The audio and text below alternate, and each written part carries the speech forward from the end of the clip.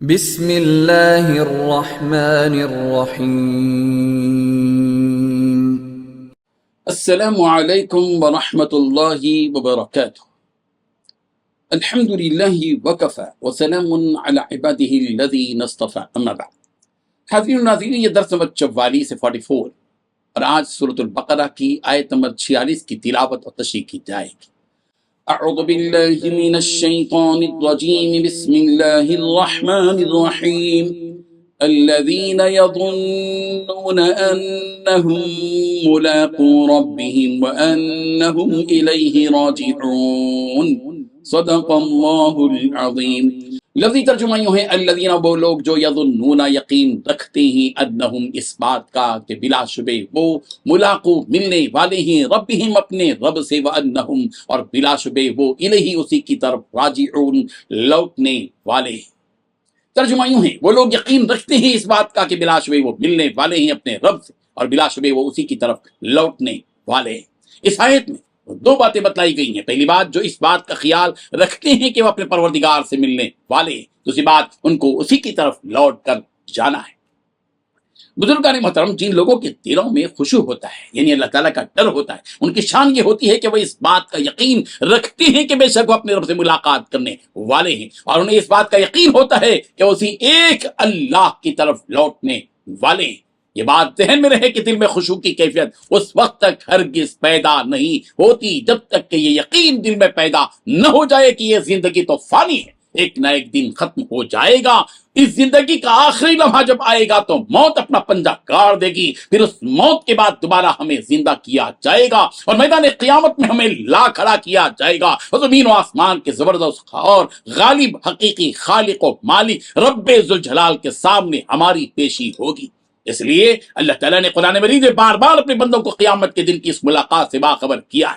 سورہ بقرہ کی آیت نمبر 223 میں یوں ہے، واتقوا اللہ واعلموا انکم ملاقوہ، اور اللہ تعالیٰ سے ڈرتے رہو اور یقین رکھو کہ تم اس سے جا کر ملنے والے ہو۔ تقوی کے ساتھ لقاء الہی کا تذکرہ خود بتاتا ہے کہ جس کے دل میں تقوی ہوگا وہی اللہ سے ملاقات کا خوف اپنے دل میں محسوس کرے گا۔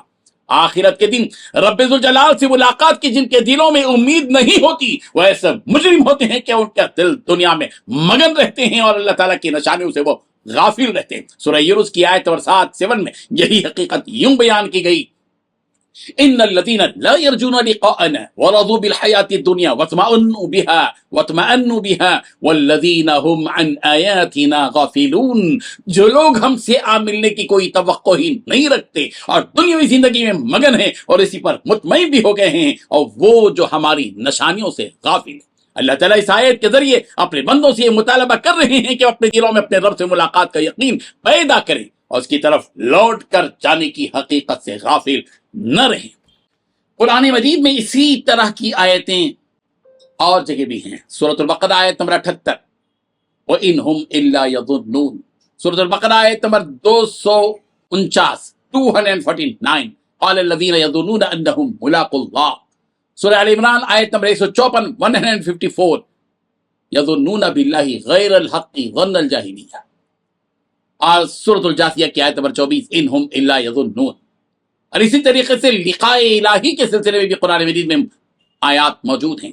چنانچہ سورہ ہود کی آیت نمبر 29 میں ہے انہم ملاقو ربہم، اور اسی طریقے سے رب ذوالجلال کی طرف لوٹنے کی بات جو کہی گئی ہے وہ بھی قرآن مجید کی مختلف آیات میں موجود ہے۔ سورہ بقرہ آیت نمبر 156 میں ہے قالوا انا للہ وانا الیہ راجعون۔ سورہ آل عمران آیت نمبر 72 لعلہم یرجعون۔